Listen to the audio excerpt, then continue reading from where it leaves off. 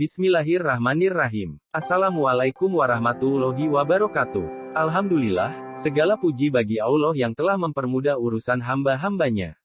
Blog ini dibuat sebagai wujud turut serta penyebaran dakwah Ahlus Sunnah wal Jamaah kepada kaum muslimin. Meski sederhana namun kami berharap ada manfaatnya bagi para pendengar. Kali ini kita akan membahas dakwah Rasulullah Shallallahu Alaihi Wasallam ketika beliau dalam perjalanan. Oke, kita mulai. Pada suatu hari, Imam Ahmad telah memberitakan dari putra Sa'ad. Sedang ayah Sa'ad sendiri yang menunjukkan jalan ke Rakubah perjalanan di antara Makkah dengan Madinah. Berkata putra Sa'ad, bahwa ayahku telah menceritakan kepadaku bahwa Rasulullah Shallallahu Alaihi Wasallam bersama-sama dengan Abu Bakar radhiyallahu anhu telah singgah di kampungku.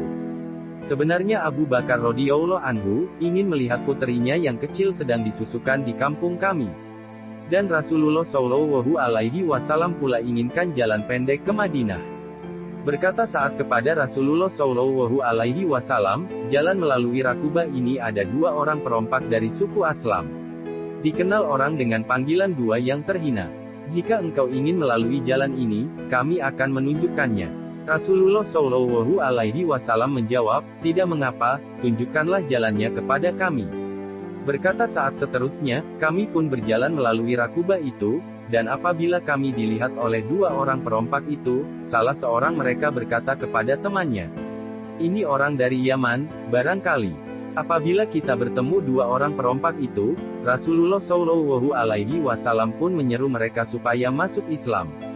Dijelaskannya kepada keduanya tentang agama yang diajarkannya. Akhirnya mereka berdua setuju dan memeluk Islam. Siapa nama kamu berdua? Tanya Rasulullah Shallallahu Alaihi Wasallam. Nama kami. Mereka tersenyum, orang panggil kami dua orang yang terhina. Barangkali karena perbuatan kami yang jahat. Tidak, jawab Rasulullah Shallallahu Alaihi Wasallam. Tapi sekarang kamu berdua dipanggil sebagai dua orang yang dimuliakan. Karena telah dimuliakan oleh Islam. Kami sekarang hendak menuju Madinah. Nanti temui kami di Madinah. Rasulullah Shallallahu Alaihi Wasallam berpesan kepada mereka berdua. Musnad Ahmad 4/74, Majma'uz Zawaid pukul 6.58. Pohon menjadi saksi pengislaman seorang Badui.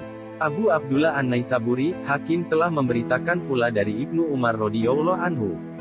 Katanya, semasa kami bersama dengan Rasulullah Shallallahu Alaihi Wasallam dalam suatu perjalanan, tiba-tiba kami ditemui oleh seorang Arab Badui. Apabila kami berhampiran dengan Badui itu, berkata Rasulullah Shallallahu Alaihi Wasallam kepadanya, hendak kemana, wahai teman? Hendak kembali ke kampungku, jawab Badui itu. Mahukah engkau jika aku tunjukkanmu kepada yang baik? Apa itu? Tanya si Badui.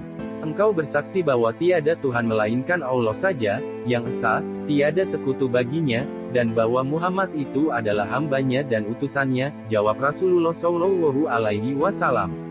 Siapa yang menjadi saksi atas apa yang engkau katakan itu? Tanya Badui itu. Engkau mahukan saksi? Engkau tak percaya kepadaku? Ya, karena aku tak kenal padamu, jawab Badui itu. Baiklah, jawab Rasulullah Shallallahu Alaihi Wasallam. Lagi, cukupkah jika pohon itu menjadi saksi? Sambil beliau menunjuk kepada sebatang pohon yang berdekatan dengan Karni. Pohon menjadi saksi. Mata Badui itu terbelalak, dia tertawa. Maka Rasulullah Shallallahu Alaihi Wasallam pun memanggil pohon yang tumbuh di lereng lembah bukit itu supaya datang. Lalu pohon itu pun datang menyeret dirinya satu-satu hingga berdiri di hadapan Badui itu. Dan beliau meminta kepadanya supaya menyaksikan bahwa apa yang dikatakan beliau itu adalah benar dan betul. Pohon itu lalu bersaksi dengan jelas. Kemudian dia kembali semula ke tempatnya di lereng bukit itu. Orang Badui itu terperanjat, dan tidak berkata-kata lagi. Kami juga merasa heran, namun begitu kami tahu yang berlaku itu adalah tanda mukjizat Rasulullah Shallallahu Alaihi Wasallam. Kalau begitu, aku percaya kepadamu, jawab Badui itu. Dia pun kembali ke kampungnya. Sambil berkata, nanti, jika kaumku mengikutku, akan aku bawa mereka semua kepadamu. Kalau tidak, aku sajalah yang akan datang kepadamu, dan duduk denganmu. Al-Bidayah wa Nihayah 6/125, Majma'uz Zawaid 8/292. Islamnya Buraidah bin Hasib radhiyallahu anhu. Dan dari riwayat Hashim al-Aslami yang dikeluarkan oleh Ibnu Sa'ad katanya, apabila Rasulullah Shallallahu Alaihi Wasallam